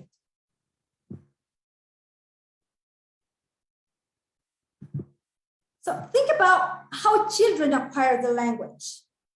So before they ever attempt complex structures, they'll utter single words such as duck, ball, and teddy, and are usually able to communicate what they want. They don't care about grammar. What is important here is being able to communicate, using words to communicate. And words are part of vocabulary. Again, as with EFL students, their ability to communicate become much more effective once their language ability develops. But the point here is that they are still able to communicate using vocabulary alone. Even for asking anything, if they know the words, they are able to communicate without using a complete structure, just with words. The methodology that I used in this study was a quasi-experimental research with a control and experimental group. So in this study, 73 students participated. They were asked to practice Duolingo as a gamification strategy for 30 days. Learners' vocabulary mastery by a pretest before they started using the platform. So 2 instruments were used in this study. They are a test and a questionnaire to collect the data needed. A test was used as the instrument of the study to know the students' achievement and vocabulary. This test was taken from Cambridge exam, that was the CAT. So the pre-test was done to measure students' achievement in English vocabulary, while the post-test was done to measure the improvement in a student's vocabulary after the intervention. The questionnaire, which contains 5 questions, was used in this case by the researcher to identify and know the student's perception toward the use of gamification strategy, specifically Duolingo platform in learning English vocabulary. The test contains 50 questions focused on vocabulary and language, which was divided in 3 categories, which you can see here. They were the categories: nouns, verbs, and adjectives. So, and in here, you can see the instruments that I used in this study and the questionnaire. As I already mentioned, the questionnaire I consider necessary because I wanted to know what students think about using Duolingo platform as a gamification strategy in learning new vocabulary. And the results gave me the answer. So in the control group and in the experimental group, in the pre-test and post-test, clearly you can see that there was a difference in percentages. In the control group, the pretest, they got 49.6. While in the post-test, 53.7. With this control group, we use the normal methodology, the same traditional methodology, without any change. Meanwhile, in the experimental group, we applied the Duolingo platform as a gamification strategy to measure the results, to know if it really works or not, to know if this type of gamification strategy helps students to learn more vocabulary. And the results are there. The control group, we got 70.22, and in the experimental group, 82.49. So there is a difference between these two groups. It means that gamification strategy is effective when teaching vocabulary to students.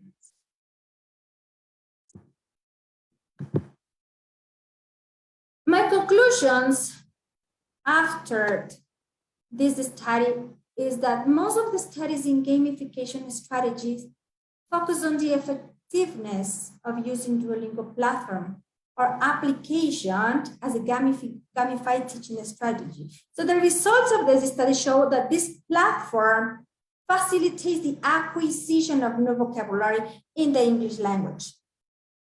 And additionally, most of the authors stated that motivation has been a huge factor within this platform because it has permitted students to explore new ways of learning through games. This study showed that Duolingo platform facilitates the learning of vocabulary in the English language due to its ease of use and the variety of activities it contains. It also attracted the attention of the students to whom the experiment was applied. And the results obtained in the pre-test and post-test confirm the hypothesis stated at the beginning of this research. Duolingo platform is effective in the development of English vocabulary.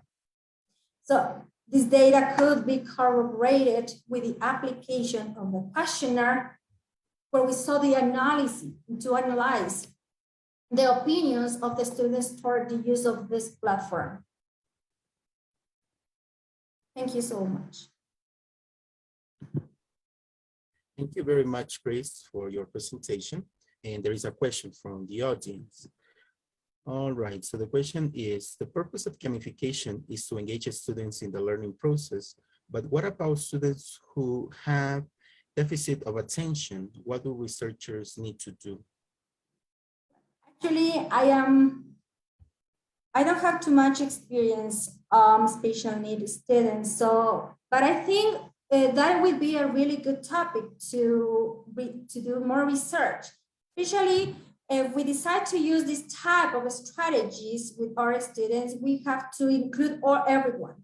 So, well, actually, I consider that is a good topic to study. Mm-hmm. Thank you very much, Chris. All right, so this was a presentation on the topic, Fostering English Vocabulary Learning Through Gamification Strategy, a Preliminary Study by Magister Cristina Jordan. Thank you very much, Chris. All right, thank you very much all people again who are into this presentation and who are following us through Facebook, and also the participants who are here in this Congress.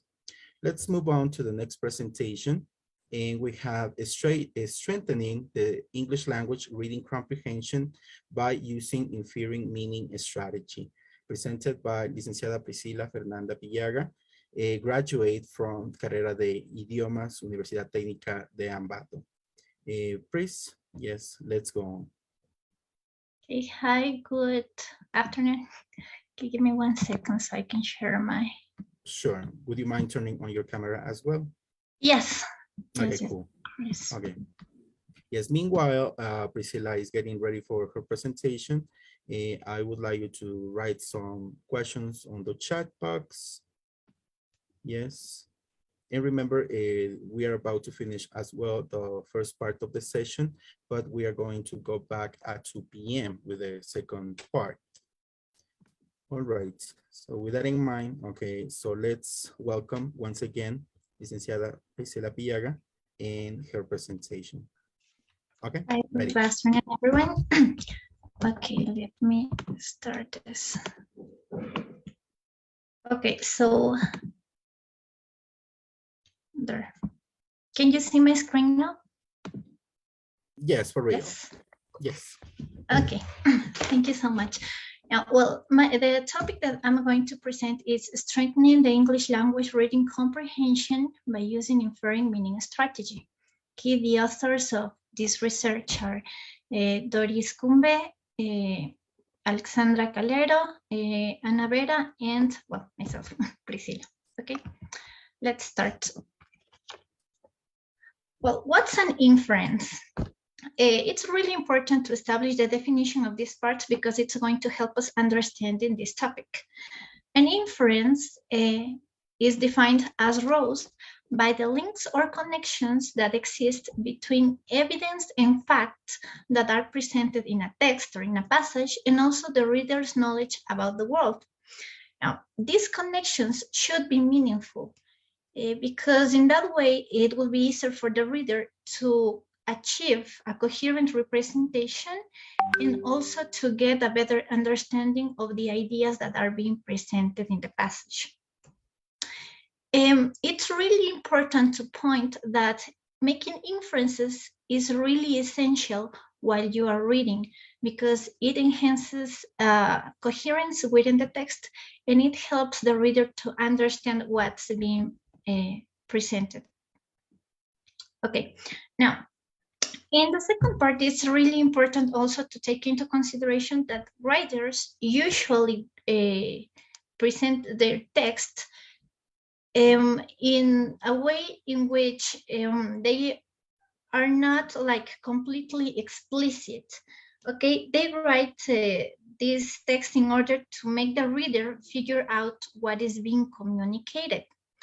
In order to do so, the reader must activate his memory and also his knowledge in order to get this fully understanding. Okay, it's necessary to go beyond what is reading. Also, it's important to keep in mind that there are different kinds of inferences that can be made along a text. So that's what I'm going to present now. Okay, we have Hall and Burns. These authors explain or state that teachers should enhance readers to make predictive inferences. Okay, so in that way,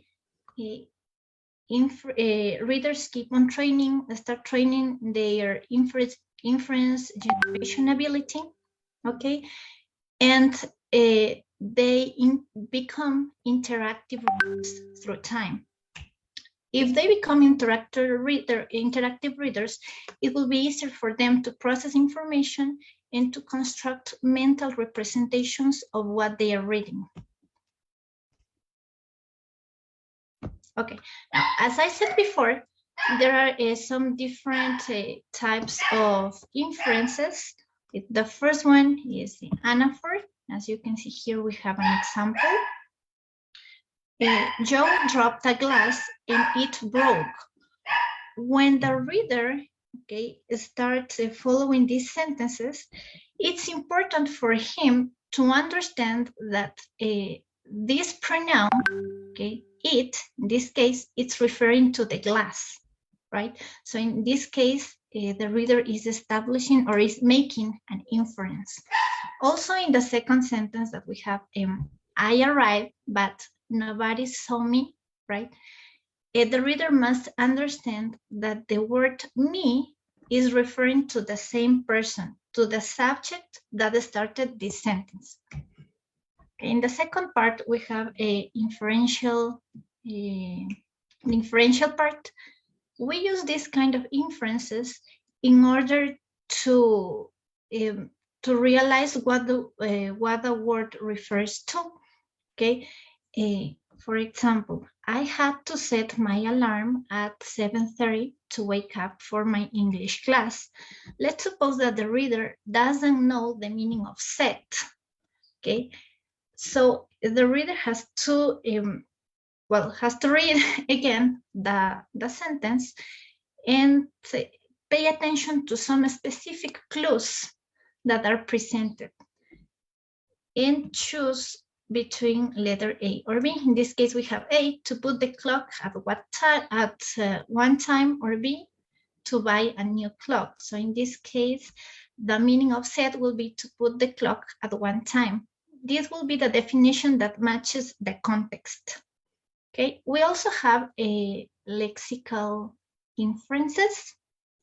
Okay, now when a reader makes lexical inferences, takes into consideration some specific parts of the text that guide him to a logical conclusion. For example, if in a text, the reader finds the words dark clouds and a storm, can deduce that they caused rain. See? And the third part, we have the knowledge-based inference.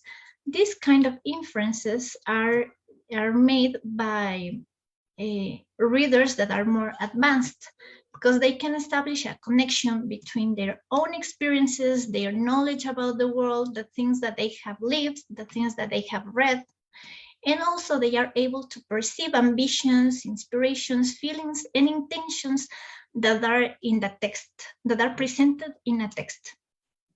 Okay, we also have the forward inferences. Okay. These kind of inferences, well, as I said before, it's necessary that the teacher keeps on training his students to make inferences. So through time, they become proficient readers. Okay. Now it says that through time and different circumstances, the probability of inference generation improves.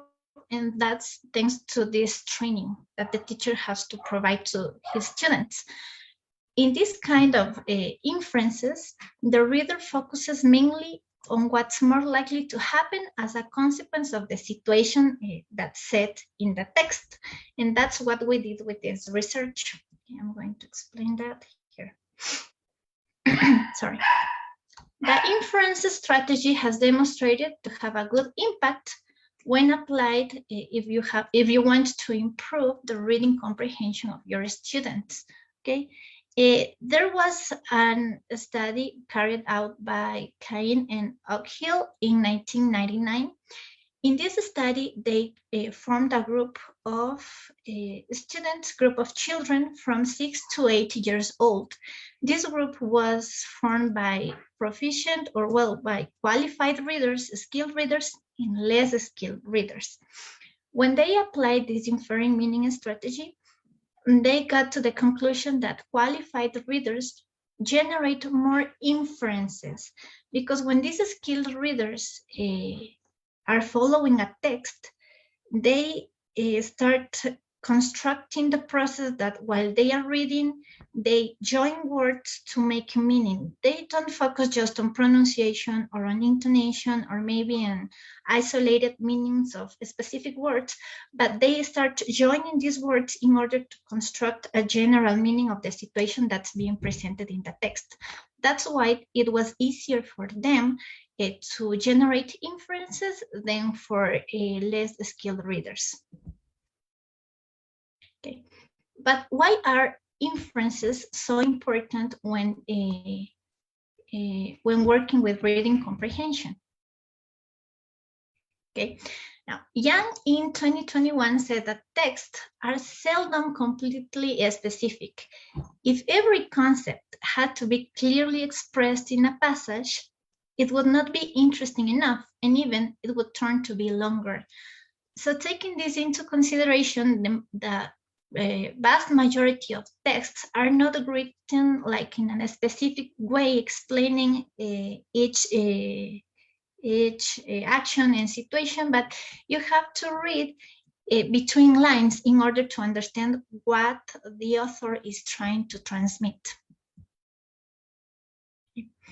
Now, the methodology that was followed in order to carry out this project was a qualitative and also a quantitative approach. The qualitative because facts were observed and also analyzed, and the quantitative approach because we had a real database and we tabulated it. Okay, population and sample. This project was developed in Tungurahua province in the city of Ambato with students from Universidad Técnica de Ambato. In order to carry this study, it was necessary the participation of 28 students from 5th semester of PINE. Now, resources. It was necessary to apply a pre-test, also to read some books and apply a post-test. It was necessary in order to measure if their reading comprehension improved or not after the application of this strategy. In the pre-test, well, taking the pre-test was the first step. It was necessary to take the second and the fourth parts of the reading part from PET, the preliminary English test. The second part had 5 items that were a matching question, and the fourth part was a multiple choice question. In order to take the pre-test, we took into consideration the same parts, the second and the fourth parts from the PET preliminary English test. The books that the students read were The Oval Painting, The Pit and the Pendulum, and The Facts in the case of Mr. Valdemar. It was also necessary to make lesson plans in order to organize this project so we could see the best results in the students. This study was carried out during a month. Okay, and this is the global representation of the students' grades. As you can see, well, in order to classify their grades, it was necessary to work with this rank that we have in here. The students that got grades from 1 through 4 were in the bad group, while the regular students were the ones that got grades from 5 to 6. Okay, in the good group were students that got grades from 7 to 8 and the excellent from 9 to 10. As you can see here, you have that classification of the students according to the results. In the first row, you can see the grades that belong to the pre-test. In the bad group, we had 8 students. The regular group, 7 students. In the good group, 7 students as well. And in the excellent group, we had 6 students. While after the application of this strategy and after being working for 1 month, we applied the post-test. The results are the following. As you can see, we had just 1 student in the bad group, 6 students in the regular group, 14 students in the good group, and in the excellent group, 7 students. Now, as you can see, it is clear that there was an improvement in their development and in their performance regarding to the reading comprehension part. Okay, and in here you have the verification of the hypothesis. Sorry, you have the null hypothesis that says the inferring meaning strategy does not affect the development of the reading comprehension in students from 5th semester of PINE at Universidad Técnica de Ambato. And in the alternative hypothesis, you have the inferring meaning strategy affects the development of the reading comprehension in students from 5th semester of PINE. Now, in order to measure this, the grades that we have in here, and in order to know if this strategy affects, whether this strategy affects or not the development of these students, we had to apply the students t-test statistics. In here, you have the result. This is called the significance value. If the significance value was less than 0.05, that meant that the inferring meaning strategy affects the development of the reading comprehension in these students. Now, I want you to look at this. The significance value was 0.000, which means that this strategy affected the development of these students. Okay. Now, the conclusions. Well, when we applied the inferring meaning strategy, we concluded that students use their logic. Students who have bigger problems understanding a text have a guide to start inferring the meaning of words, the meaning of general situations that are represented in the text, and it was easier for them to arrive to a logical conclusion. They have like a guide. And also, it was concluded that it is necessary to look for more strategies like this in order to achieve better results when students are reading. And also, it's important to point that teachers should remember to focus on the ability of making inferences, because it has a great impact on the reading comprehension ability of the students. And that's it. Thank you so much for your attention. Thank you very much, Priscilla. If there is any question, please, you can put it on the chat. Yes, we're waiting for the questions, if we have some. If not, we want to thank Licenciada Priscilla Pillaga for such presentation. Thank you very much. Okay, there's one. Thank you. What do you mean by understanding explicit information? That's the question, Priscilla. Can you repeat, please? Sure. What do you mean by understanding explicit information? Okay. Well, there is some information that is presented in an explicit way by the author, right? Well, maybe I meant that it was necessary to understand information that is not presented in an explicit way, but it was necessary to read between lines. Maybe I meant that. So. Mm-hmm. Okay, thank you very much. I guess there are no more questions. So that was a presentation strengthening the English language reading comprehension by using inferring meaning strategy presented by Licenciada Priscilla Pillaga, graduate from Carrera de Idiomas, UTA. All right, with that in mind, it's been a very long journey, full of knowledge, of course. Yes, thank you very much to all people who joined us in the first part of the session. Thank you for joining us through Facebook as well. Yes, we are coming back at 2 p.m. in the second part of the conference.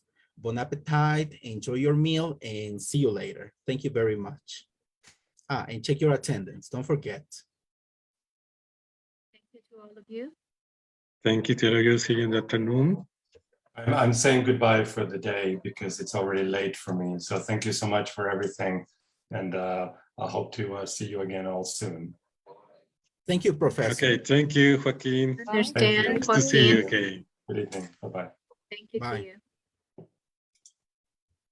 I am sharing the link once again for the, for the attendance. So check it out. Yes, sure. It's in the chat. Yes, can you please check it out? So people can check it out now. Gracias a Okay. nuestras autoridades de la facultad también. Muchísimas gracias por su tiempo, doctor Hernández, doctora Núñez. Muchísimas gracias por acompañarnos en esta primera jornada. Gracias a todos también, ¿no? Gracias a todos los muy buenos trabajos, a todos los ponentes de esta mañana, pues felicitaciones, ¿no? Gracias, Thank you, doctor. doctor. Muchas gracias. De Hasta igual luego, manera, gracias. felicitaciones a cada uno de ustedes.